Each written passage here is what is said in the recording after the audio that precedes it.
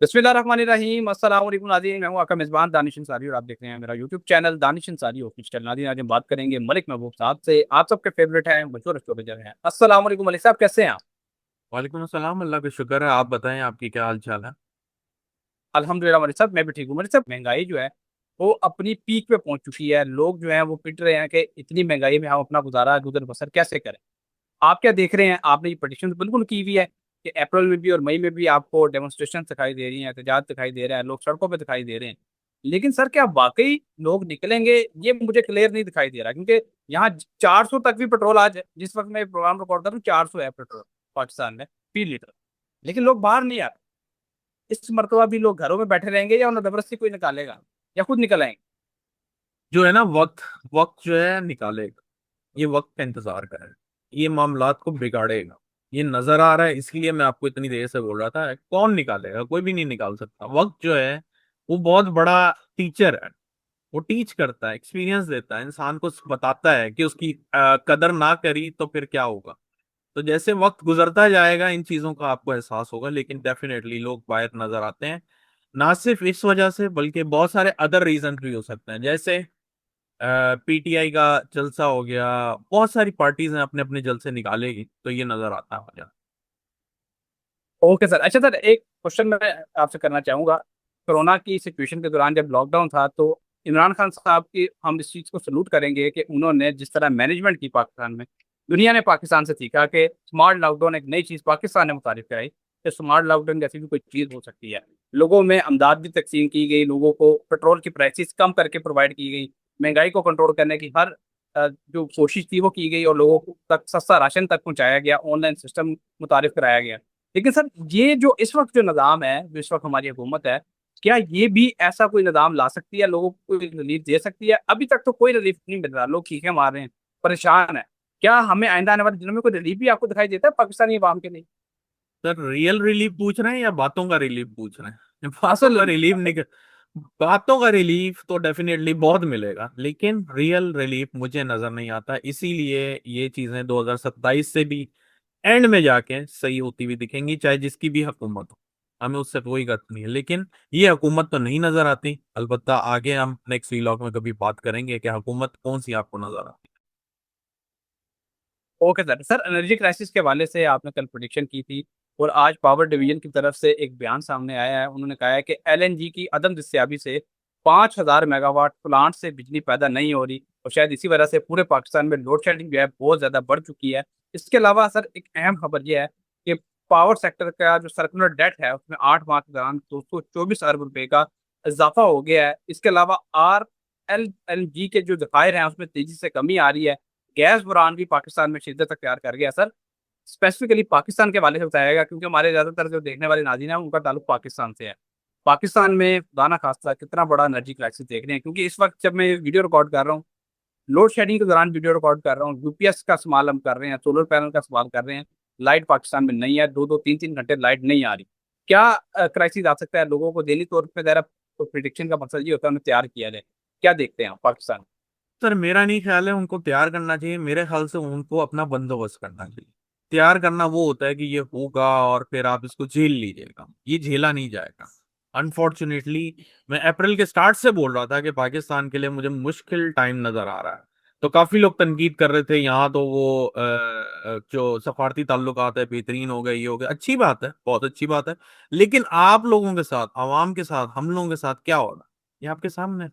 तो मैं एक्चुअली अवाम को देख के बात कर रहा था, उस सब भी और अब भी। अवाम के लिए मसाइल पड़ते हुए दिख रहे हैं, इसलिए आप प्रिपेयर रहें और अपने लिए बंदोबस्त करें। सीधी सी बात है, बंदोबस्त करें इलेक्ट्रिसिटी का, क्योंकि आने वाले दिनों में ये चीजें मजीद बढ़ेंगी। आने वाले दिनों में गर्मियां बहुत ज्यादा होने वाली हैं। अभी आपकी बात से याद आया, गर्मियां बहुत शदीद पड़ेंगी। इसलिए नहीं कि गर्मियों का मौसम आ रहा है, वो तो एक अलग फैक्ट है, नेचुरल फैक्ट है।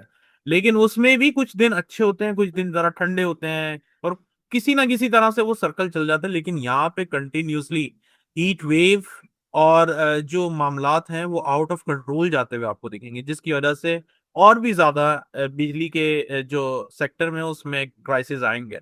तो इसलिए बेहतर है आप सोलर पैनल या जो भी अवेलेबल चीजें हैं मार्केट में उसको यूज करें। Okay sir. अच्छा सर, बारिशें भी शुरू हो गई हैं, आंधी और तूफान भी पाकिस्तान में शुरू हो गया है, और आपने प्रेडिक्शन कर रखी है कि कुदरती आफात जो है पाकिस्तान में खुदा न खास्ता आ सकती हैं। और सर हमने देखा है अमूमन इन्हीं महीनों में सैलाब वगैरह की सिचुएशन बनती है, बारिशें इंडिया में भी होती है, पाकिस्तान में भी होती है।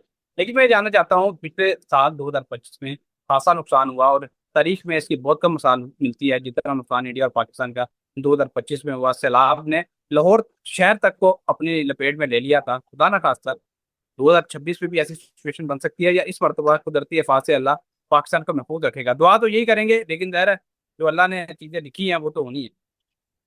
देखिए मैंने आपको पिछले साल इस खबर के साथ एक और जो है मशवरा भी दिया था और बताया था कि ये साल तो ट्रेलर है। 2025 की बात कर रहा हूँ, 2026 बहुत ज्यादा खतरनाक हो, अल्लाह करे ऐसा ना हो, लेकिन ऐसा दिख रहा है कि 2026 में हालात मजीद खराब होंगे।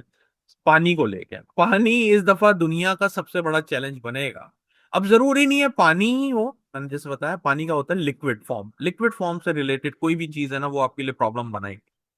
गुज़श्ता रोज़ ही आपने मेरे प्रोग्राम में ये प्रेडिक्शन कर दी थी कि दुनिया में एक बहुत बड़ा जो तवानाई का यानी कि एनर्जी क्राइसिस जो है वो आपको दिखाई दे रहा है। सर के एग्जैक्ट वर्ड से कि दुनिया एक बड़े एनर्जी क्राइसिस के लिए अपने आप को तैयार करे, खासतौर पे थर्ड वर्ल्ड कंट्रीज के लिए अब बहुत बड़ा क्राइसिस दिखाई दे रहा है।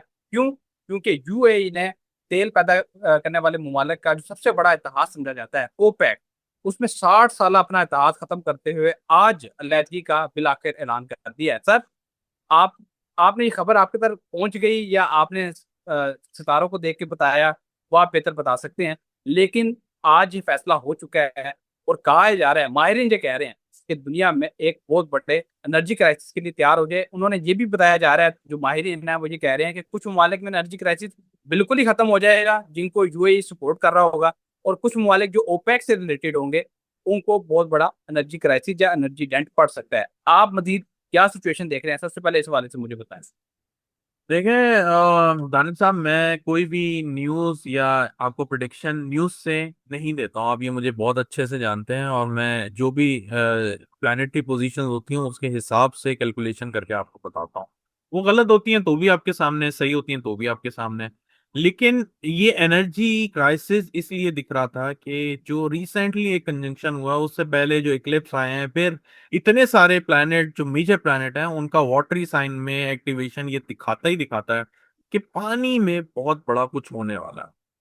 और एक क्राइसिस तो अभी ये आया, आने वाले दिनों में आपको बहुत सारी चीजें अनफोल्ड होती जाएंगी, जैसे मैंने आपको पहले भी बहुत से वीलॉग में बताया है, मुझे रिपीट करने की जरूरत नहीं है। जो देखना चाहते हैं पिछले वीलॉग में जाके देखें कि मैं ऑलरेडी मेरे ख्याल से पिछले साल नवंबर से बोलते आ रहा हूँ कि क्रूड ऑयल की प्राइस ऊपर जाएगी। तब तो कोई खबर नहीं थी, कोई लड़ाई नहीं थी। क्रूड ऑयल अभी बहुत ज्यादा ऊपर जाने वाला है, उसकी मेजर रीजन अब मिलना शुरू हो गई है। अब वो रीजन कुछ भी बन सकता है, हो सकता है खुदा ना खास्ता कोई शिप विप को ये लोग तबाह करते हैं, कुछ भी, बहुत सारी चीजें चल रही हैं सब दुनिया में। तो ये चीजें आपके सामने होंगी, क्राइसिस बहुत ज्यादा नजर आता है। बिल्कुल सर, आपने ये प्रेडिक्शन भी की थी, और आप फल्कियाती जो मामलात हैं उनको देख के ढांचा बनाते हैं और आप प्रेडिक्शन करते हैं, हमारे देखने वाले नाज़रीन जानते हैं। लेकिन कुछ नाज़रीन नए होते हैं, वो कहते हैं कि एक प्रेडिक्शन हमें दिखा दे जो दुरुस्त हुई हो। तो मैंने ये सिलसिले का आगाज़ किया है कि हर प्रोग्राम में आपकी जो प्रेडिक्शन दुरुस्त होती है वो मैं लाजमन शेयर किया करूंगा, उसका क्लिप दिखाया करूंगा। अपने दूसरे क्वेश्चन की तरफ आते हैं सर, बड़ा इंपॉर्टेंट क्वेश्चन है। आपने ये प्रेडिक्शन की थी, ऑलरेडी आप ये बताते आ रहे हैं कि ये जंग अभी यहाँ खत्म नहीं होगी, ये जो मुज़ाकरात मुज़ाकरात खेला जा रहा है इसका नतीजा अभी नहीं निकलेगा, बाद में निकलेगा। अब फिर ईरानी फौज की तरफ से एक बयान आया है, दो टोक अल्फाज में उन्होंने कहा है कि दोबारा जंग की सूरत में फैसला कुन जवाब देने के लिए तैयार हैं। नए अहदाफ का तयन हम पहले ही कर चुके हैं, और उन्होंने ये कहा है कि हमारे पास मिसाइल्स का कुछ ऐसा जखीरा मौजूद है, कुछ ऐसे जदीद मिसाइल्स मौजूद है जिनका तो अभी हमने इस जंग में इस्तेमाल ही नहीं किया। सर आप क्या देख रहे हैं? क्या दोबारा इन दिनों में, आइंदा आने वाले हफ्तों में, चंद दिनों में कोई दोबारा से मिसाइल्स की अदला बदली, दोबारा कोई जंग आपको दिखाई देती है? क्योंकि आप ये तो बता चुके हैं मुज़ाकरात मुज़ाकरात खेलते रहेंगे, और ये इसी तरह 3 4 6 महीने गुजर जाएंगे, लेकिन अभी जंग बंदी मुकम्मल आपको दिखाई नहीं देती। लेकिन इन दिनों में आपको कोई मजीद हथियार पटाखे चलते दिखाई देते हैं, खुदा ना खास्ता? नहीं, अल्लाह नहीं करेगा, अल्लाह करेगा इंशाल्लाह के पटाखे नहीं चलेंगे। और आने वाले दिनों में ये पानी में कुछ ना कुछ चलेगा जरूर, ये पानी में जरूर होगा। पानी में कोई ना कोई मसाइल नजर आएंगे। लेकिन अब जो एक कन्वेंशनल वॉर जिसमें वो मिसाइल और ये वो हमले वगैरह, अब मुझे नहीं लगता, क्योंकि जो मेजर कंजंक्शन थे बैक टू बैक मार्स के वो ऑलमोस्ट अब खत्म हो रहे हैं। अब मार्स और सैटर्न जो है डिस्टेंस पे होते जा रहे हैं, तो चीजों में बेहतरी डेफिनेटली आएगी। ये बेहतरी इस सेंस में आ सकती है कि सीज फायर मेंटेन रहे, इधर से भी मतलब वो एक्सप्रेशन देंगे, फायरी एक्सप्रेशन, उधर से भी फायर एक्सप्रेशन होगा, हवाएं का कुछ भी नहीं फिलहाल। ये हम आगे 3-4 महीने आगे जाएंगे, फिर इन चीजों में एकदम से तब्दीली आना शुरू होगी, आपको नजर आएगा। ओके सर, बहुत शुक्रिया सर, आपने अपने कीमती वक्त में से कुछ वक्त निकाला, इतनी ज़बरदस्त प्रोडिक्शंस और हमारे साथ आपने मालूमात शेयर की। प्रोग्राम का इख्तिताम इस दुआ इस उम्मीद के साथ करेंगे पाकिस्तान के लिए, दुनिया के लिए, हर आने वाला दिन, हर आने वाला साल अच्छा हो इंशाल्लाह। नेक्स्ट वीडियो में ऐसे ही दिलचस्प टॉपिक के साथ दोबारा पेश होंगे। अगली वीडियो तक के लिए मुझे और मलिक साहब के लिए इजाज़त दीजिए। अल्लाह हाफिज़।